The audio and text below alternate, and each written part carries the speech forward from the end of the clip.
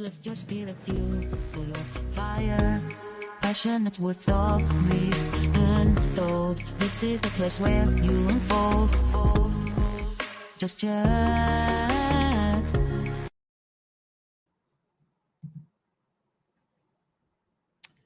Hello, everyone. Welcome to Just Chat. I'm your host today, Uncle Dominic. Today, we have a very exciting topic to talk about, and the topic is what do I deserve in life?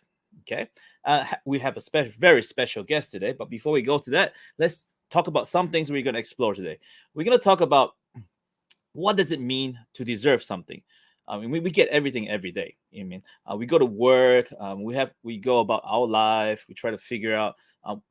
What we should do every day, right? So, and things happen to us. And sometimes we react towards it, or sometimes we think, why does this happen? Okay. A very easy example. For example, if I'm going to work, I'm driving my car. I just washed my car today. Really nice, squeaky clean. And I'm driving, and the bird pooped on my car. And I'm like, oh, why do I deserve this? Okay, so well, this is just a simple explanation of something that we'll be discussing on today. Of course, we're going to go more in depth. Okay, and our special guest today is Alexandra. She's actually a Jay Shetty coach. She's from Australia. She has an exciting motto. Her motto is upgrade your truth. And she believes that we must challenge our conditioning and our programming to find the truth and let go of our stories, right? That causes us stress and harm. And let's introduce Alexandra, and she'll tell us more about herself. Hello, Alexandra. Welcome to Just Chat. Hello, Uncle Dom. Nice to be here. Nice to meet you. Could you tell us, the audience, a little bit more about yourself? In writing my intro, I was like, where do I start? You look back on your life and where do you start? But long story long, I moved from New Zealand to Australia when I was 21. I moved here on my own, and essentially, I guess I was escaping my life. I went into a job in the Simpson Desert in Australia with no phone reception and just on an adventure, really, just trying to figure out life. A long way down the road, I discovered yoga. I became a hatha yoga teacher. Obviously, there's a lot of philosophy in yoga, but I don't buy into a whole lot of it. But it gave me a really good grounding for my beliefs now, and something to grasp onto new beliefs. Whereas I feel like I came from, I guess, almost even no beliefs. I came from an atheist family, and it was just like a lot of people of that generation, just work, and there wasn't much. It's like, who are we? What are we doing? My exploration grew from there, and eventually I became a coach, which is where I'm at now. And it just constantly keeps growing and changing. You look like you're very happy. So a lot of good change has happened in your life. Oh, yes, so much. I mean, to think where I came from, I was pretty stagnant. I guess. That's interesting. Okay. Just, Well, you left New Zealand when you were 15, so you pretty much left your country, and you go to another country, totally new. People move to different cities, but you move from country, right? So, to a place where I would say, well, it's still the same language, right? But culture-wise, New Zealand and Australia, I think there's a little bit of difference there. I mean, that's a lot of courage for you to move. 15 years old. Most 15 years old I know are still playing video games and I don't know, mucking around. But you move countries seeking for a new change, new life, and that takes a lot of courage. How did you do that? What's the decision making there that makes you feel like you should move?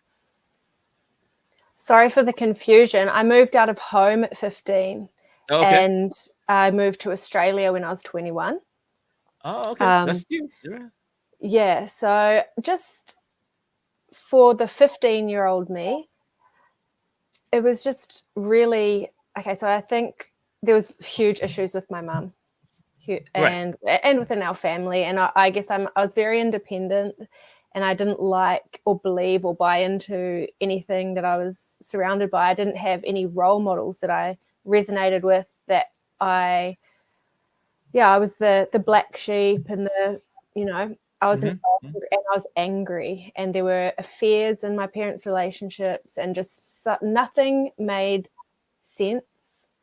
And I didn't trust the people around me, and et cetera, et cetera. So I was happy to leave at 15, and I think Mum was happy to see me gone too. Happy, but not, no one wants to see their 15-year-old. Right.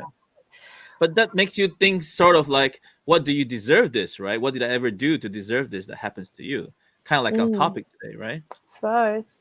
Yeah, I probably did maybe think about that when I was younger. That's a thought that people could have. I think it's been so long since I've had thoughts like that, because things just are, and you just have to manage it and figure it out. Bad things just happen. I like the part where you say you try to manage it. Most people, when bad things happen, they tend to take it and blame it on others. Like I do too, as well. If something bad happens, I tend to think of it as, it's not my fault. Like it's definitely the other person's fault, and I try to blame the person. Instead, you're managing it. So that's like a whole new level of thinking, right?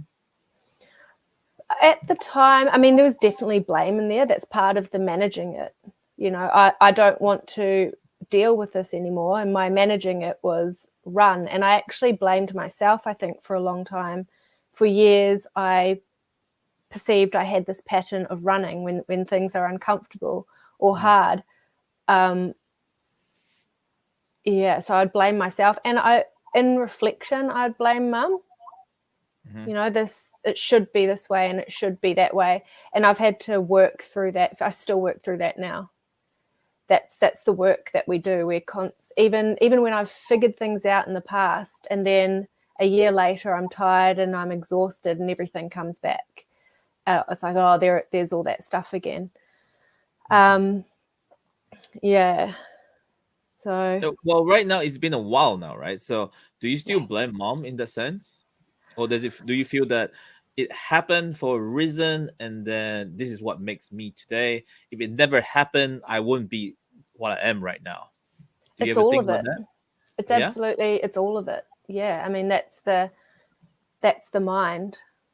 Today I'm so strong. Today I'm good with it. I would not be. I've had moments most of the time where I would not be who I am today if I hadn't have left then at 15, and figured it out my way. If I had have stayed and conformed, I would potentially be miserable in some office job that is not for me. And it's the whole lot. It's some days I'll wake up thinking of a situation of Mum and I, and I think, how could, all the questions. I guess I just don't dwell on it consciously, but that can be in the programming. Subconsciously think these things play out. As far as feeling like I don't deserve something,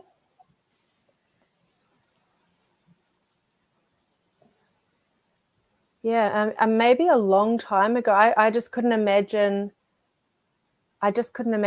thinking like that now. Maybe because of all the yoga and the acceptance and the letting go of control, and that I just don't connect myself to why something would happen to me anymore, because it's not. I know that this whole world isn't about me. That bird is just being a bird and honoring his bird self and having his probably the best day ever, maybe chasing another bird, and they don't decide when they poo. It just comes out.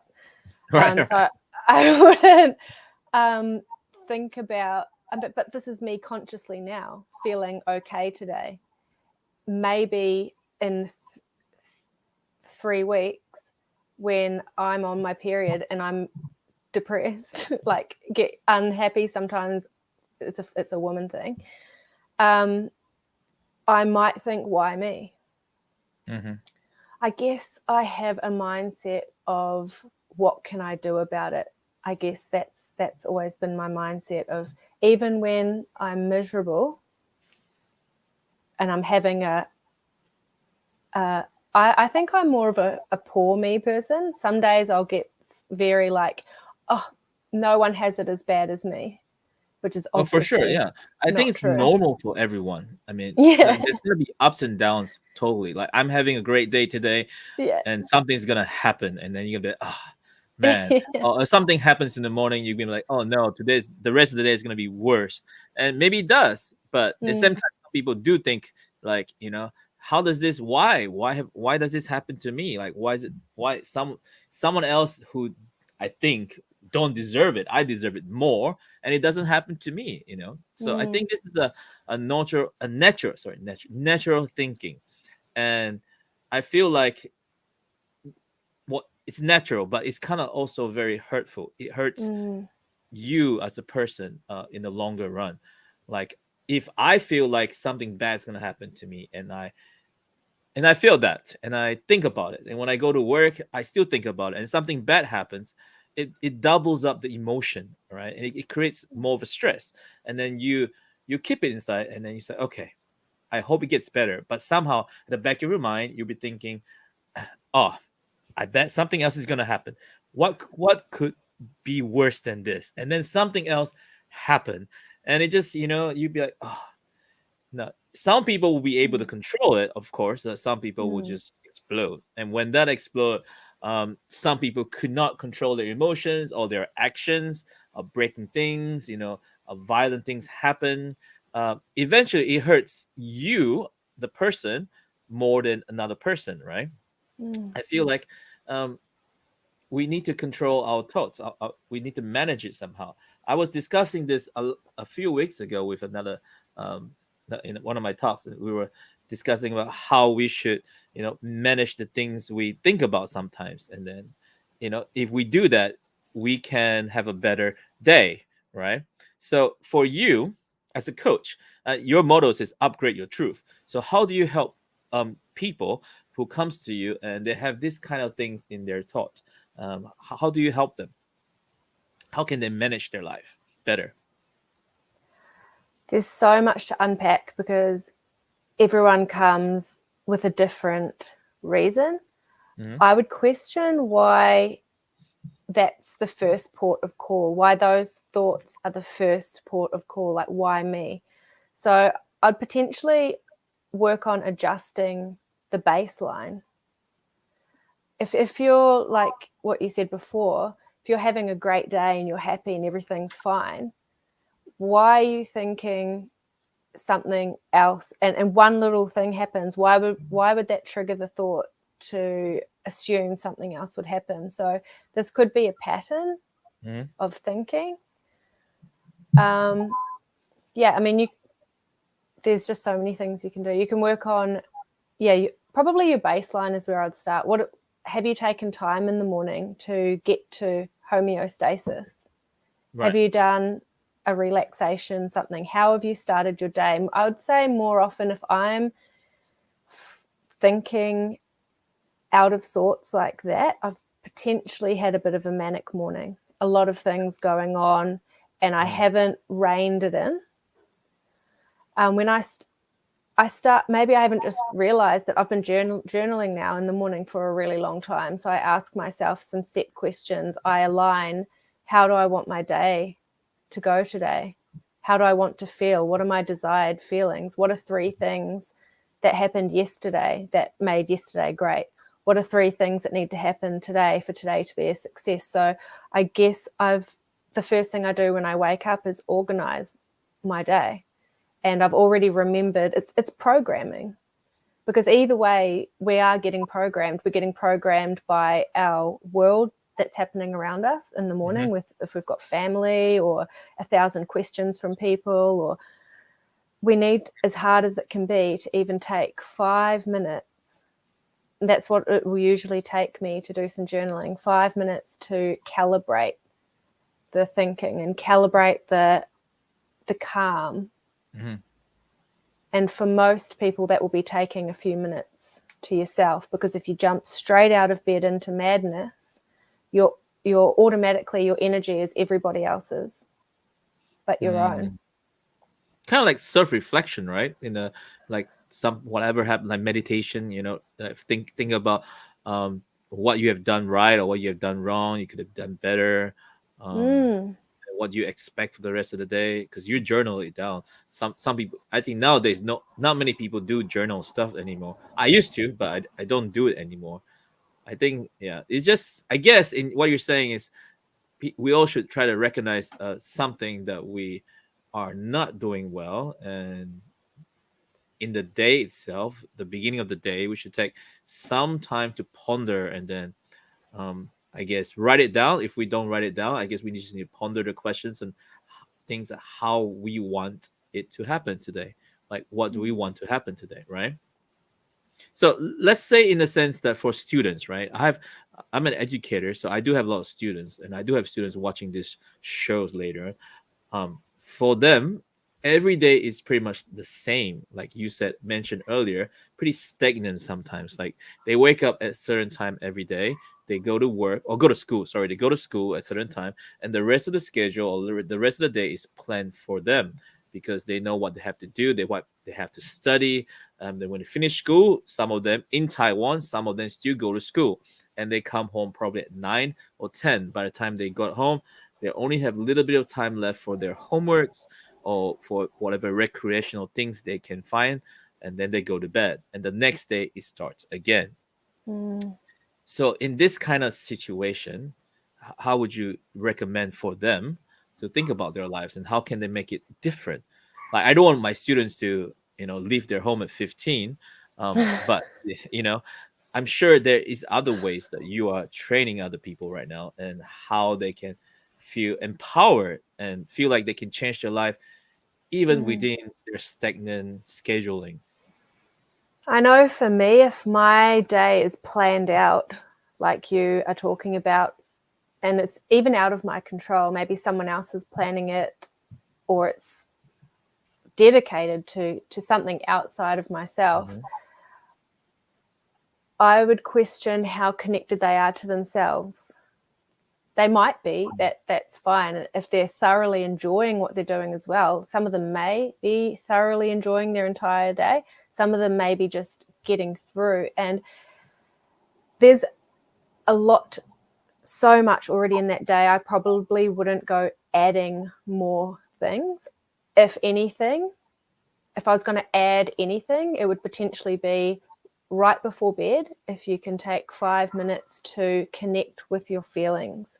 So this is a writing down process, because you can think, I've felt this today.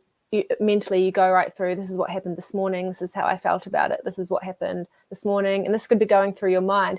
But it's a different process when you write it down. You'd be amazed that once that's written down, then that's kind of out of your head.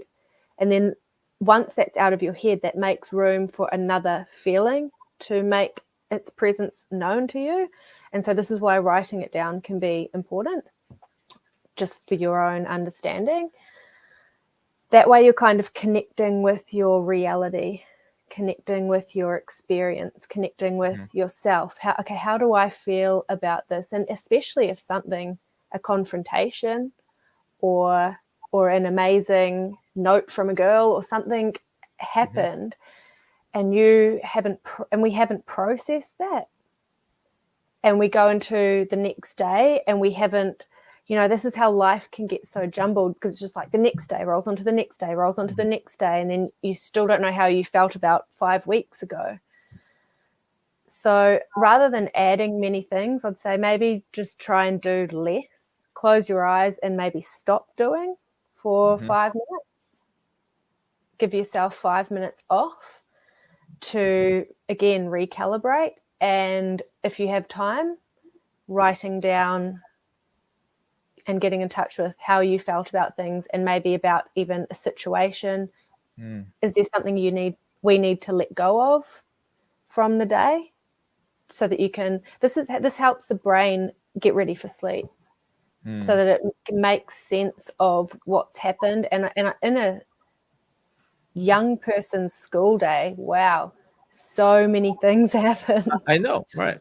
So For me, calibrate it's it. usually when I tell them, I do it a little bit different than you in a way, but I tend to tell them in your free time, whatever free time you have, if you want to do something, you want to talk to someone, you want to make some new friends, what are you waiting for? You just don't just stand there and wait for your next class. I mean, there is something you want to do.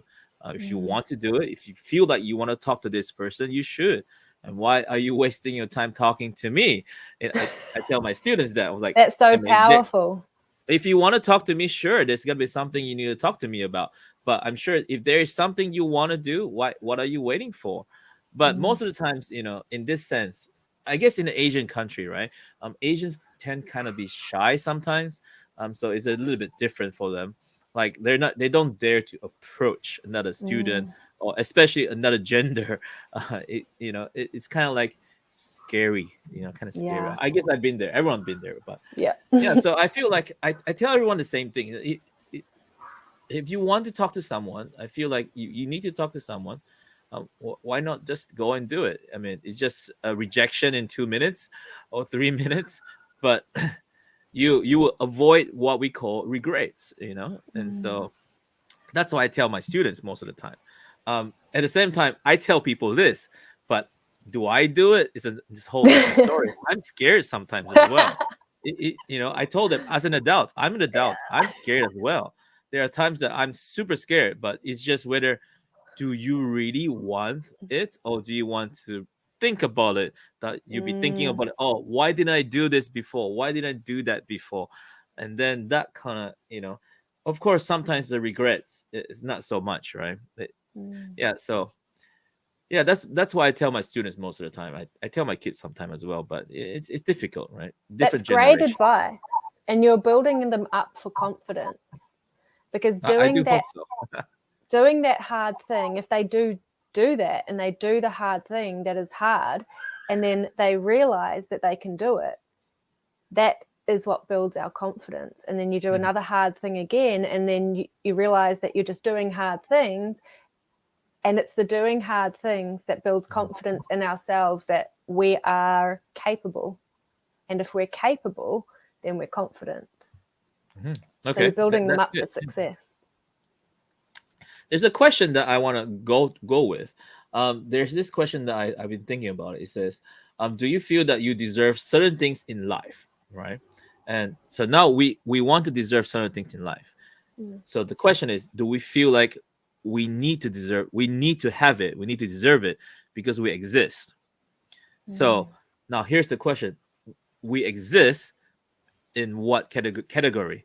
Do we exist because we are as the main character in the story of our own story? We want it to happen. So if I see this girl or this guy and I want to talk to that person, I'm the main character of my story. I need to go forward and do something. And if that person rejected me or say something, do I feel like I'm still the main character, or do I feel like I'm I don't know, the what do you call it, a side character, And so at the same time, when we're doing this, we kind of have this aspect like, why did it not happen the way I want it to happen? And so, I mean, you have been through different countries. You lived in New Zealand and Australia. You moved by yourself, and so I'm pretty sure things like this does happen to you. So how did you approach this? Ooh. It's a tough question, right? Yeah, I'm like, where do I start? So do you want me to answer about being the character? Oh, Where well, do I it's up place to you. Like, myself? for example, I left Australia and to come to Taiwan. I came with my family. Of course, my family is my own family, my wife and my kids, right? And so, but it's a whole new life here, And so it's like whole different language for me in the first place. It's like, and I have this idea in my mind that I am the father of my family. My responsibility is to go out to get a job, to provide for the family. But there's this something back in my head and keeps saying that, oh, this is tough, this is hard.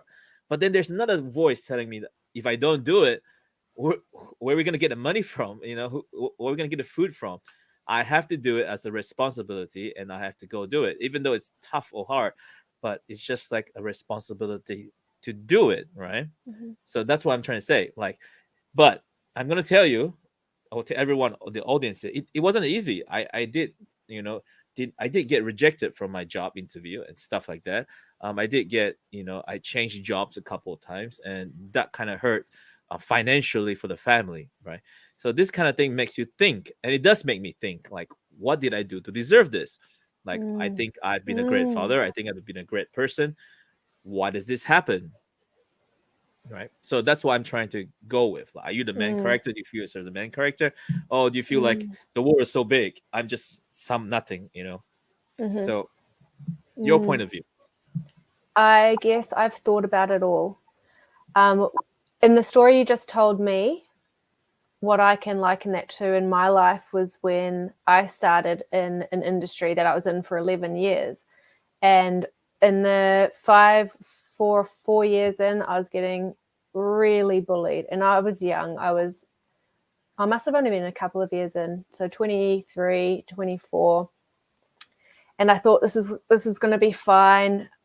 Everything's going to be happy. I'm a pretty happy general person. And I got bullied and I didn't fit in at all. And especially being a New Zealander from Australia at the time, this was in like outback kind of Australia, and I was not welcome at all.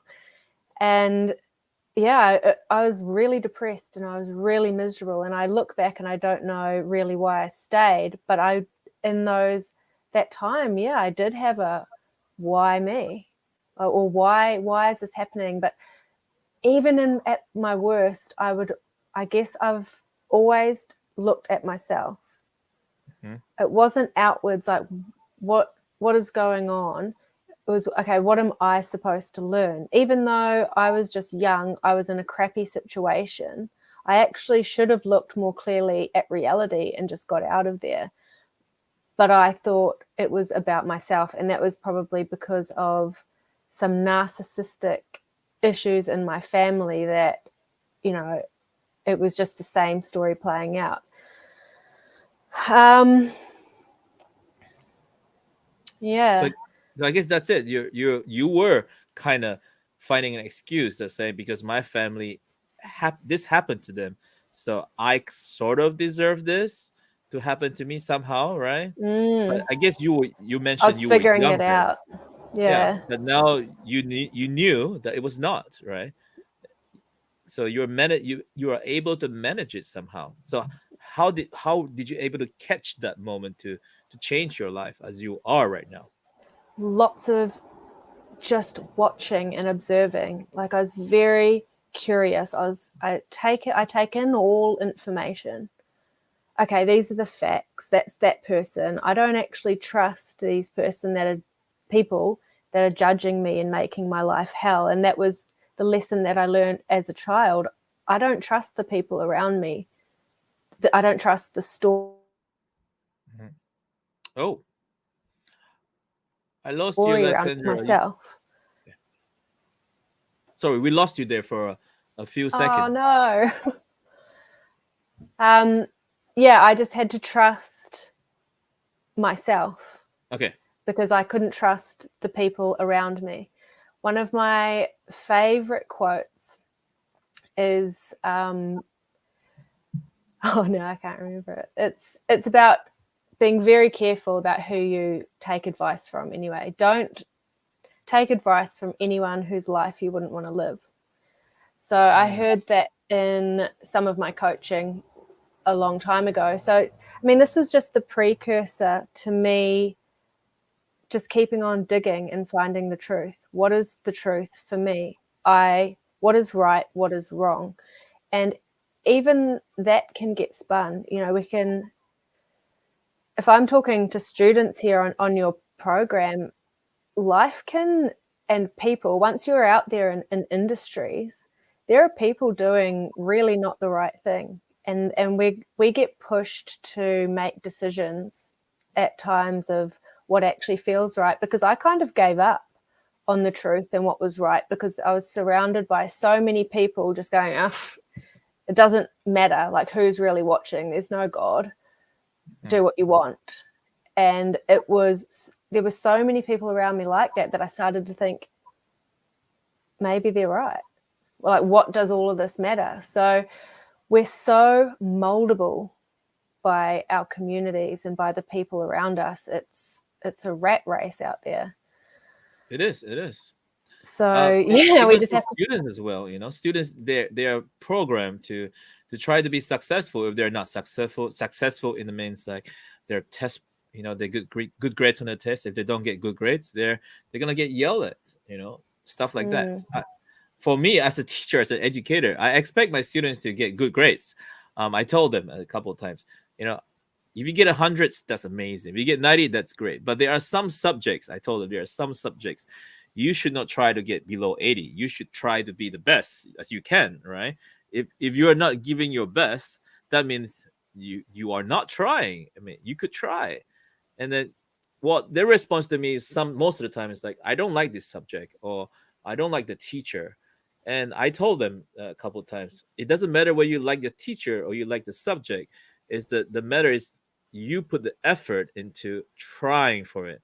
And then later on, if you get the grades that you can't, well, maybe you get 70, but at least you told yourself, I tried it, instead of saying, oh no, I tried my best, but I still get terrible scores. No, it's more like you tried your best, and this is your best, and this is good enough, right? And so, but it's very difficult because in Asian countries like Taiwan, for example, education they want top education, and it's hard for students to get low grades. Then self-esteem comes into play, right? There is a quote I want to put into when you were talking earlier. I was thinking about it for a while. I was looking it up as well. This was Malcolm X, right? I was trying to figure out who said it, and I found it. So it's Malcolm X. He says, "We cannot think of being acceptable to others until we have first proven acceptable to ourselves." So, in a sense, we need to feel that we can do it, or we feel like we deserve this love, we deserve this recognition. And if people feel like, I mean, they're bullying you for the things that you do, I feel like, they don't matter in this sense. It's mostly what matters is how we feel when we do certain things, and how we feel when we get our recognition or not. And so, yeah. What and do that you goes think? back to exactly what you were talking about before, with the building the confidence and getting them to do the things. And that will all tie in.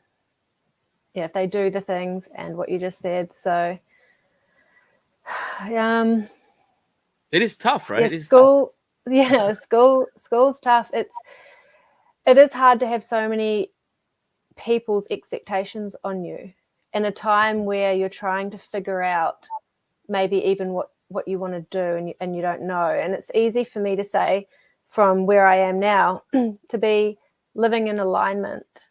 So you do the things, you do the hard things, and you do the things that you want to do. In a young person's life, that can get blurry because sometimes they might just want to go and have fun all the time. And For sure, yeah. Yeah, We're all so young. So. it's hard being young. I mean, I'm still young. I'm still young, everyone. I'm still young. I should say being a student, being a teenager. It is, as I feel like as I get older, you start to think more about what you have done in your life, and then you start pondering of all the regrets, and the regrets start coming up, and like, and so that's what I want to try to avoid for younger generations or students, my students or my kids. There's some things we shouldn't regret. We should just try to do it, and then eventually, when you think back in the future as you get older, you'll be like, oh yeah, I did it. So. And there's no point in that, right? Yeah, I do want to bring up. Sorry, yeah, go on. Sorry, it'd be nice if all children could just let go of their fear of failure, and that can be hard to do when the teachers or the parents or everyone is wanting something from them. Then the fear of failure can can be there. It's tricky to manage all these things in such a way where you want to still inspire someone to really be doing their best in their direction. It's important that they are going in their direction. And if a child is not, or if a young person or a teenager or an older teenager is not giving what anyone thinks they should be giving, the alignment might not be there. Why are they not inspired? Why are they not interested? Are they not in alignment with obviously who they are? And that's where the feelings work can be helpful as well. How do they feel about this? What are they feeling? What is the problem? There's a dialogue and a conversation that can be missed out, which is hard for teenagers as well sometimes to talk about what is going on for them. But life happens so fast for them that they might not be getting the time to process as well. Yeah, life happens pretty fast, right? They grow up pretty fast. And then, so I guess in some way there is a point that I want to touch on, which is kind of like, we say failures for kids to understand failures, but I feel like for adults, it's a big point too. As we grow older and failure happens, and then how do we approach that? Do we take that as an experience, or do we take that as something we can move on from? For example, last week I took a group of kids to a competition. I was expecting them to do well. Well, not like the best, but I expect them to do well. I told them they're going to be on stage for a couple of minutes. And then those 5 minutes is the time to just show off, right? Do not be embarrassed by it. But as soon as we got up, everyone got scared, nervous and stuff. So it kind of, things happen. And so we didn't get the best score. And so as the teacher, I felt kind of disappointed in the sense that, oh no, it happened. What can I do? I feel the disappointment in the kids as well. And so I tell them, let's take this as an experience, right? And try to grow from it. I told them that. But in my mind, it's like, oh no, I'm trying to tell people it's an experience, but I'm trying to build into myself that it's all experience. And other teachers told me, Dominic, it's okay, it's just an experience for them. They're still young. They can do it better next year. But I feel like everything I do for myself, I feel like there's no next year. There's always do it now. If I fail, okay, I failed. So maybe I can get back up and do it better. But it could be mean that there's no next year. I mean, it could be like this could be the last one. I try to make things to be like this is the last one. Like people always tend to say YOLO, right? You only live once. So in a sense, that's kind of like how I want to go sometimes, but not all the way, right?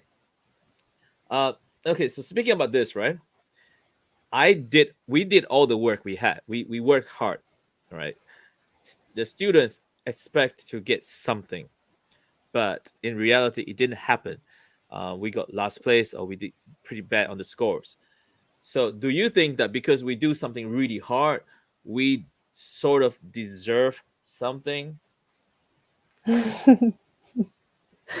Sorry, but no. Okay, so could you explain on that? Stuff happens. Like clearly people got nervous. I've done stage performances and completely botched it, especially when I was a teenager. Got up there, and as soon as I looked at the audience, boom, like half the dance disappeared. So they actually got what they deserve. If they got up there and they tried and then they got nervous and something happened, then because it maybe wasn't as good as the person that got first place, maybe that's what they deserved. And there's no judgment of good or bad. It's just something that just happened. Well, let's say I studied really hard and I really want to get the top grades in class, right? I studied really hard. The test come, I think I did excellent, but in reality, I didn't. So how would you explain that to a student? It's so funny. I'd probably laugh, and I'd say I'd invite them to laugh about it as well, because I'd ask them, are they in alignment? Did they enjoy it? Were they enjoying themselves? Were they forcing? Sometimes forcing isn't a thing. Sometimes we can study as hard. You know what? Quick story. I studied and I did my study to become a yoga teacher. And that's what I thought, that I was going to enjoy this. I studied really hard. I went to Bali. I studied anatomy. And I really struggled when I'm teaching people to do the lefts and the rights and the whatever. And I actually didn't really enjoy it. And I felt like I failed at it. And I was failing. And I was doing pretty well, actually. My students were happy, but in my mind, I wasn't doing amazing as I could do. I was feeling not good enough and shame, like I can't do this. And then with my coaching, when I was first learning how to coach, obviously there were some failures, but I knew in my heart, I was like, this is for me.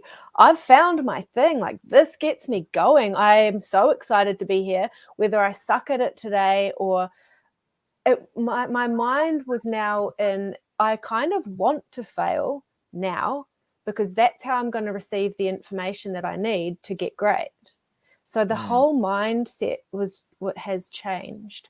I had attachment to before in the yoga. I wanted to do this thing. I wanted that. I don't know if that was ego or just something else to do. And I wanted it and I couldn't do it at that time. But with this other thing that was a passion, it's like I don't actually care if I fail because I'm having fun. I'm enjoying myself. I'm in alignment with what I know I'm supposed to be doing. So just be curious, being really curious. And what is the attachment? Like out of curiosity, I was curious in your story, what was your attachment to the children doing well? Was that you projecting your I don't have next year onto their situation, or was that something completely separate? For me, it's like almost kind of like, for example, if I'm doing an event or doing a performance, I feel like I'm putting my all into it. And then if my all didn't show some kind of reward or some kind of, some kind of success in my point of view, it means failure, right? But I'm telling myself that I need to learn from this failure. But in this case, everything I do, like for example, like performance, I feel like, if they don't try hard this year, that means the next year they will not enjoy it. They will not even try to, they won't even want to come and try to do it anymore. And so, like you said, sorry, what does that mean? If they don't do well this year, what did you say? They won't. The students enjoy might not want year. to try to do it again next year. So is that a thing that happens? For sure, it's a competition. It's an event. So if they don't do well this year, some kids will be like, "Yeah, I don't want to do it again next year because I didn't do so well this year." Right. Okay. So that is the mindset that they create for themselves, and which is why I do not want them to have this mindset. Which is why every time we try to practice, we try to push it. I say, give it all, give it a little bit more, So then, if you didn't do so well, at least you did your best. So we can get rid of the mindset that says, okay, I did my best. I didn't get the best score. That's okay. I can try harder. But most students will think that because they didn't do so well, they wouldn't try again next year, or they give up. Or actually, one of the students keeps saying, it's just me. I'm failure. It happens all the time. And so it's hard for me as an educator to hear that. And you try to change their mindset, but unfortunately it's very difficult because you cannot force your ideas on someone, but you can try to educate them in some way. I'll give you another example. I know so many people that suffer from that, and I was that child as well, that I would try something once or a couple of times, and if I wasn't good, it took me years to get over that mindset of I suck at everything. Right. Okay. But at least you did it, right? That. You did it. So yes, and it must be, and this is just my judgment, you're a young person, you've got 15 or so years of understanding or of belief building. Mhm. So you haven't built that many beliefs, or good beliefs maybe even about yourself. You're literally just learning how to do life. You're learning how to, you walk, you run, you're learning. You're at a stage of your life where you're learning, and there is so much that you are not good at because it takes years to get good at anything. It takes years to get good at anything. So it's hard as a child to believe that you'll ever be good at anything, because you've got not much proof that it's going to change, that it's Right. going to get any better. Mhm. It's hard, and I'd love to be able to change that in children. I don't know, how do we do it? It's You just have difficult. to believe that you have got it in you, but you have to build Right. That's muscles and yeah. Just another story. Just couple actually a few months ago and just yesterday, I've been taking my students to go horseback riding to a horse ranch to do a horseback riding. Of course, there's gonna be some students who are like, I'm scared of horse, I'm scared. Eventually, actually, two of students, like one from last time and one from this time, they were completely frightened by the horse. They're like, I'm scared, I'm scared. I've told them, you paid money for this, you should at least try. It's gonna be fun.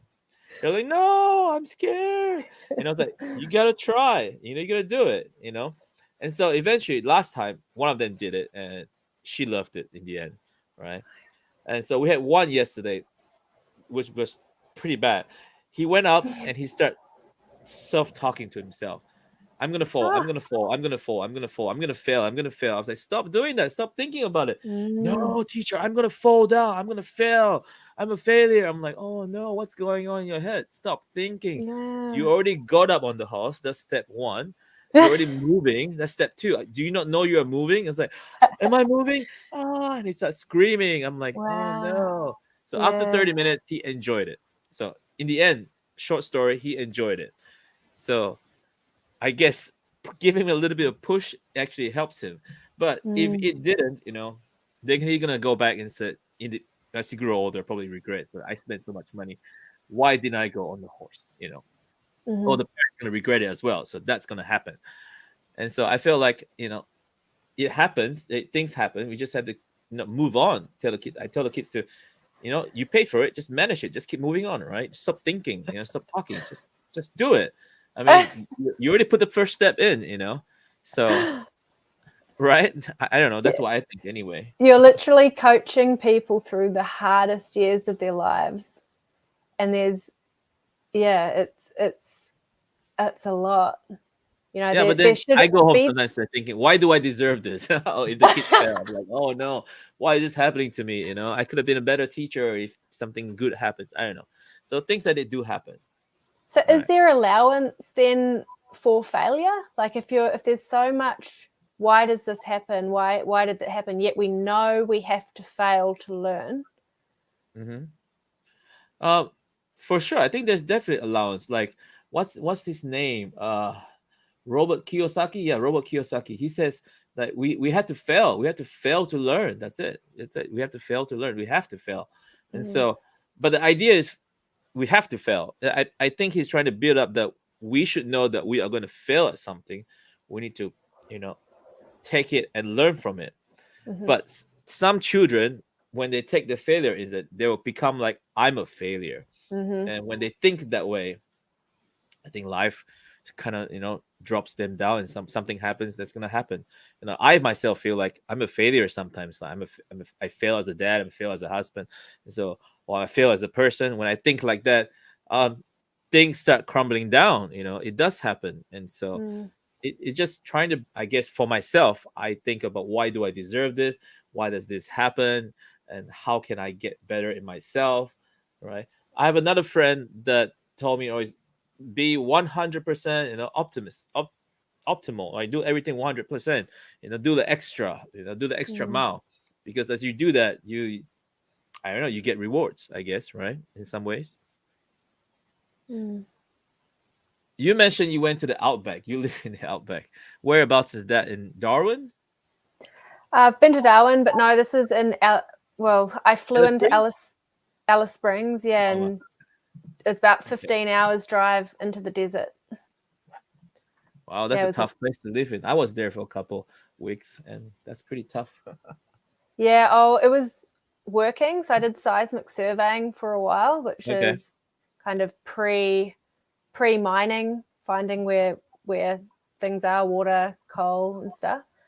So it was a mobile camp. So we had V8 Land Cruisers and we were hooning around the Yeah. desert and had everything, carrying everything out there. So yeah, it's pretty cool. That's exciting, right? Lots of Yeah, learning, and of yep. course, definitely lots of trials and stuff, right? Hmm. Okay. I think we're pretty much close to the end, but I want you to help me answer this question, right? I have this last question to end it up, and so this is it. How do we define success and happiness in life? And when we define it, how do we feel deserving of these things to come? Mm. Okay, could you help us with that? How do we define success? That's a personal journey. Hmm. So it's decide realizing what and living with in alignment with what we want. So you have to kind of figure out your values as well. I bring most things back to journaling because this is where you're going to process and find out who you are and what success is for you, because success is going to be different for everyone. Hmm. That is the thing. Success isn't just the top job at a business firm, earning a certain amount of money and having this car. I think everyone knows that by now. So really getting clear on what it is that we want, what we value. If we know what we value, we can get to what we want, and then we can live that. We have to be living our version of success, not someone else's. So try to keep everyone else's values and everyone else's needs and wants separate and really get clear on your own self. And sorry, what was the second question? Oh, before we go to the second question, I like to go back on the one you said. Everyone, she said we need to. Oh my gosh, what's the word? Don't think about others' success. It's our own version of success. That's what you said. We have to work on our own Mm. version of success, right? The other question is, when this happen, how do we achieve or feel deserved? How do we feel deserving of these things that's to come? Like, if we achieve success, how do we feel? How do we get this feeling of deserving it? Or some people say, I don't deserve this, but something like that. Mm. I would get clear on where that's coming from, because for some people, that's a scarcity mindset. If you were raised in a poor family, or, a lot of us were raised in a poor family, and, oh, we can't have that, or we can't have that, or don't talk to them, or we can't, whatever the scarcity is that has made you believe that you don't deserve something, you're going to have to work. We all have to work through that. So it really depends on where this comes from that we don't deserve. Is it from, if you're still a young person, have you failed? You haven't witnessed yourself win at many things yet. I know some people who don't have heaps of skills or qualifications or whatever, and they feel like a failure, I suppose, or maybe they're not deserving of that girl or that friendship or whatever. And these are all judgments of someone else and their thing. Now, if my version of success is to live in a 1-bedroom small house with some chickens and work and just have enough money to go to the beach every day and ride my push bike and surf, like, I'm happy, I'm good. That's my version. What else do I need? Because I just want to go for a morning walk and read a book and feel good, and I'm good. For someone else, literally right next door, they need the car, they need the money, they need the girl, they need and that's them. Like, we can't judge anyone else's thing, but that's truly 100% what they want, because they love the coffee and they love the nightlife and they are like all about it, and they're a high energy extroverted person, and that's them. And so we have to accept that we are all different. And if I'm owning my version of success, I can still see someone else in their version of success and think, oh, maybe I haven't tried hard enough, or maybe I'm not blah, blah, blah, blah, blah. But you can try and you can go there. I've gone there, and it hasn't made me happy, because I don't like living my life that way. So look at your happiness. If you're not happy, if you're wondering why, if you're deserving of something, just get really clear of what it is that you think you deserve, or what it is that you want. And we absolutely, all of us, deserve anything and everything. It can take many years to get over that hurdle. It's taken me many years of work to realize that I'm the same as all other people. High rolling Mr. Smith up here and Karen down there, if we're all actually honoring where we're at. That's the spice of it. If I have nothing and I'm not happy because I actually want all of that, then that's what I should be striving for. And that's where motivation and desire, and you will deserve that when you've worked hard for something and you've created something. Why wouldn't you deserve it? It just takes time. Just takes time in life to get there, and time and mistakes and work, doing the inner work. That's it. Yep. Well, thank you, Alexandra, for joining us today. I want to thank everyone for joining us in our show today. Just remember, like what she says, we have to work on our own version of success. Don't worry about anyone else. Don't compare others, right? Keep a journal in the morning, ponder about, things that you've done the day before, and then think of good things that's going to happen and plan for it. I mean, things will work out. It takes time, but I do know that everyone deserves happiness. So find our own set of happiness, look for it. And most of all, don't compare yourself, right? Seek your own success. Everyone has your own success, your own goals, right? So let's leave it at that. And thank you again, Alexandra, for coming. So hopefully everyone have a great day today. I'm going to end with our song today, our ending song. All right. Thanks, Dom. Passionate with stories untold. This is the place where you will fall. Just all right. Thank you, everyone, for coming. Goodbye. Ending the broadcast.